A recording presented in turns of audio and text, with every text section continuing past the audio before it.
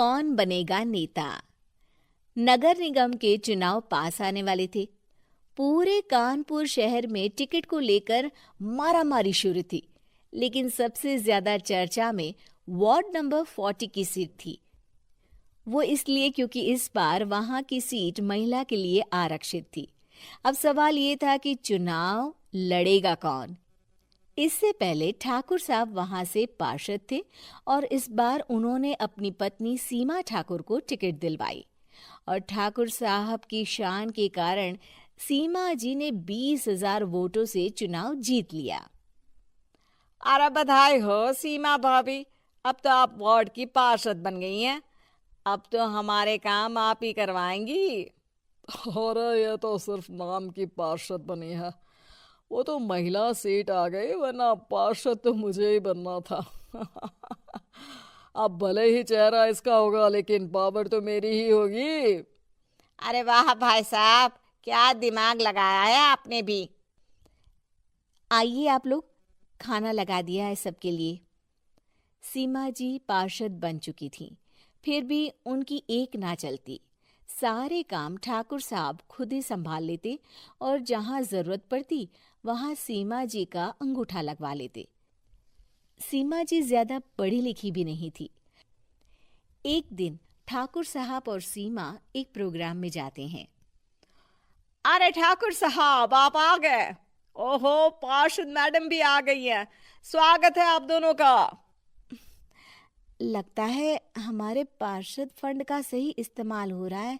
चलिए अब उद्घाटन करते हैं। ये लीजिए ठाकुर साहब कैची, आप ही सबसे पहले प्रवेश कीजिए।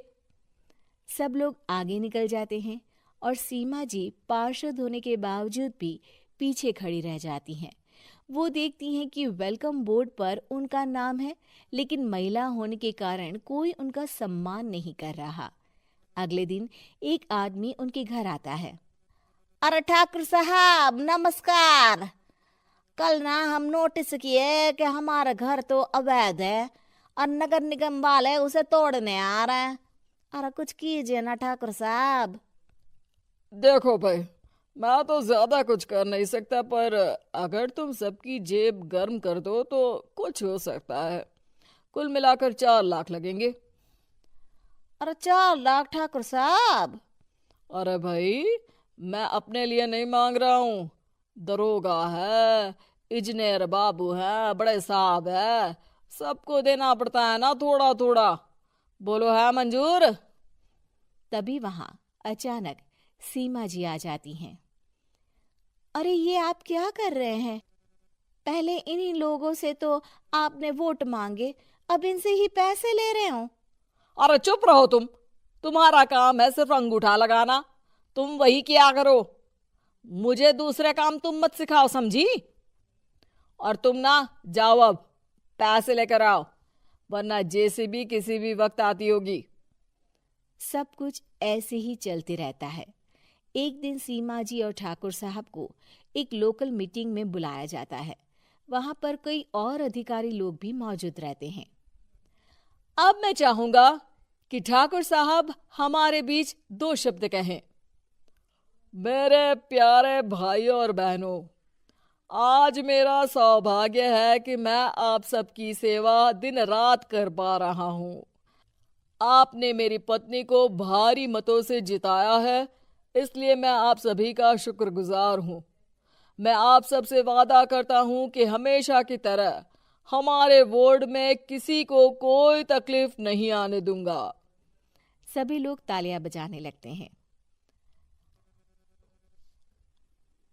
अब मैं माननीय पार्षद मैडम को स्टेज पे बुलाना चाहूंगा। अपने नाम को बुलाया सुनकर सीमा जी एकदम चौंक जाती है। उन्हें बिल्कुल उम्मीद नहीं थी कि इतनी बड़ी जगह उन्हें मंच पर बुलाया जाएगा। जैसे तैसे वो मंच पर चढ़ती हैं। ऊपर जाते ही सीमा जी को सारी पुरानी बातें याद आ जाती हैं कि किस तरह उनके पति उन्हें कभी भी आगे बढ़ने नहीं देते और उनके नाम से गलत काम करते हैं। वो बोलने लगती हैं। मैं आपके वार्ड की पार्षद सीमा हूँ। आप में से बहुत कम लोग ही मुझे जानते होंगे, क्योंकि इससे पहले मुझे कभी ऐसा मौका ही नहीं मिला। सारे मौके मेरे पार्षद पति यानी आपके ठाकुर साहब ही लेते रहे, लेकिन आज ये मौका मुझे मिला है तो मैं इसे ऐसे ही नहीं जाने दूंगी। मैं आपको ये बताना चाहती हूँ कि आपके ठाकुर साहब मेरे नाम की आड़ में गैर कानूनी काम करते हैं, जिस पर अंगूठों के निशान मेरे होते थे। इसीलिए मैं अपनी गलती मानती हूँ और आज अपने पद से इस्तीफा देती हूँ, ताकि आगे से कोई गलत काम ना हो पाए। अब फैसला आप सबके हाथ में है कि आप हमें क्या सजा देना चाहते हैं। सीमा जी की बातें सुनकर ठाकुर साहब के चेहरे का रंग उड़ जाता है और वो शर्म से मुंह नीचा करके वहां से चले जाते हैं और पद से इस्तीफा देकर ही सही सीमा जी अपने आप में आत्मविश्वास महसूस करती हैं।